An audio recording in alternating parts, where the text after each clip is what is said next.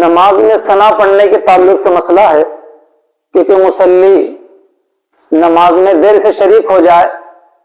تو وہ ثنا پڑھے نماز میں یا ثنا نہ پڑھے؟ تو جواباً عرض یہ ہے کہ کوئی مقتدی ایسے وقت نماز میں شریک ہوا، جماعت میں شریک ہوا کہ جہری نماز تھی، امام صاحب قرات شروع کر چکے ہیں، تو مقتدی نماز میں نیت باندھ کر تکبیر تحریمہ باندھ کر نماز میں شریک ہو جائے، ثنا نہ پڑھے، قرات سننے میں لگ جائے۔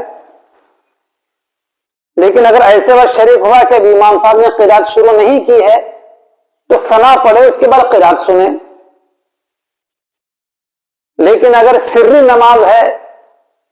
سری نماز کا مطلب یہ ہے کہ ظہر کی نماز اور عصر کی نماز کو سری نماز کہا جاتا ہے،